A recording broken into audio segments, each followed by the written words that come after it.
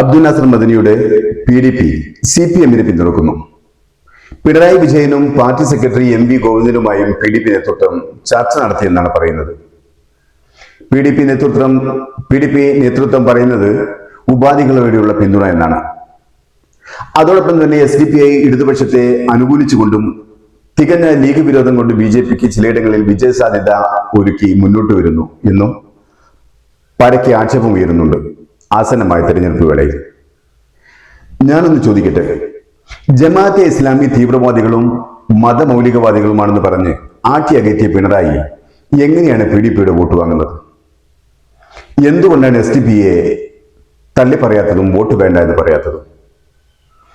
ഒരു കാലത്ത് രാജ്യത്തെ മുസ്ലിം ചെറുപ്പക്കാരിൽ ഏറ്റവും കൂടുതൽ വർഗീയ വിഷം കുത്തിവെച്ച പ്രസംഗമായിരുന്നു അബ്ദുൽ നാസർ മദനിയുടേത്, PDP നേതാവിൻ്റെത്. ആ പ്രസംഗം കേട്ട് ചോര തുടിക്കാത്ത ചെറുപ്പക്കാർ ആ കാലഘട്ടത്തിൽ ഉണ്ടായിരുന്നില്ല. അതൊക്കെ നന്നായിട്ട് അറിയാം ഇവിടുത്തെ ഇടതുപക്ഷ നേതാക്കൾക്ക്. എന്നിട്ട് ആ PDPയുടെ വോട്ട് യാതൊരു കൂസലും കൂടാതെ ഉപാധികളോട് സ്വീകരിക്കുക എന്നാൽ വോട്ടിന് വേണ്ടി ഏത് വർഗീയതയെയും പുൽകാൻ ഇന്നത്തെ CPM-ന് സാധിക്കും എന്നല്ലേ? എന്തുകൊണ്ടാണ് ജമാഅത്തെ ഇസ്ലാമിയെ മതമൗലികവാദികളെന്നും തീവ്രവാദികളെന്നും ആക്ഷേപിച്ച് മാറ്റി നിർത്തുന്നത് എന്ന് അന്വേഷിച്ചാൽ നമുക്ക് കാണാനാവുന്നത് ജമാഅത്തെ ഇസ്ലാമി ഇടതുപക്ഷത്തിൽ നിന്നും മുസ്ലിം സമുദായത്തെ അകറ്റി നിർത്താൻ ശ്രമിക്കുന്നു എന്ന ബോധ്യം ഇടതുപക്ഷത്ത് കടന്നുകൂടിയിരിക്കുന്നു എന്നതാണ്. ഒരു കാലത്ത് മൂല്യം നോക്കി ഇടതുപക്ഷത്തെ ചേർത്ത് നിർത്തിയിരുന്ന ജമാഅത്തെ ഇസ്ലാമിയെ കാണാം. അന്ന് ജമാഅത്തെ ഇസ്ലാമിയുടെ വോട്ട് വേണ്ടെന്നോ അവർ മതമൗലികവാദികളാണെന്നോ മത തീവ്രവാദികളാണെന്നോ ഇടതുപക്ഷം പറഞ്ഞു കണ്ടിട്ടില്ല. ജമാഅത്തെ ഇസ്ലാമി ഇടതുഭരണത്തിനും മാർക്സിസ്റ്റ് പാർട്ടിക്കുമെതിരെ തിരിഞ്ഞു, അതുകൊണ്ടാണ് ഞങ്ങൾ ജമാഅത്തിനെതിരെ തിരിഞ്ഞു എന്നതാണ് ഇപ്പോഴത്തെ ഇടതുപക്ഷത്തിന്റെ അവസ്ഥ. സത്യവും അത് തന്നെയാണ്. ഇപ്പോൾ ഇടതുപക്ഷത്തെ സപ്പോർട്ട് ചെയ്ത് ലീഗിനെ പരാജയപ്പെടുത്താൻ വേണ്ടിയായിരുന്നു SDPI ആദ്യം മഞ്ചേശ്വരത്ത് സ്ഥാനാർത്ഥി നിർത്തിയത്. എന്നാൽ പാർട്ടിയുടെ ആ തീരുമാനത്തിനെതിരെ പാർട്ടിയിലും പാർട്ടിക്ക് പുറത്തും ശക്തമായ പ്രതിഷേധം ഉരുണ്ടുകൂടിയതിനെ തുടർന്നാണ് പിന്നീട് സ്ഥാനാർത്ഥിയെ പിൻവലിച്ചത്.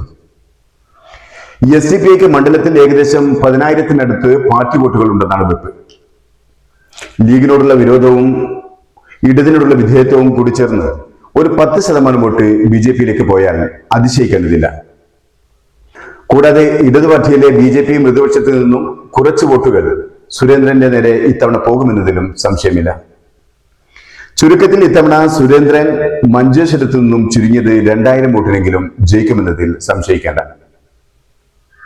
ഇലക്ഷന്റെ പിന്നാമ്പുറക്കളിയിൽ അങ്ങനെ ആരും അറിയാതെ ആരോടും പറയാതെ ഇടതു പാർട്ടി വക SDPIയുടെ സഹായത്തോടെ ഒരു സീറ്റ് BJP പിടിച്ചെടുക്കുമെന്നതിൽ യാതൊരു സംശയവുമില്ല.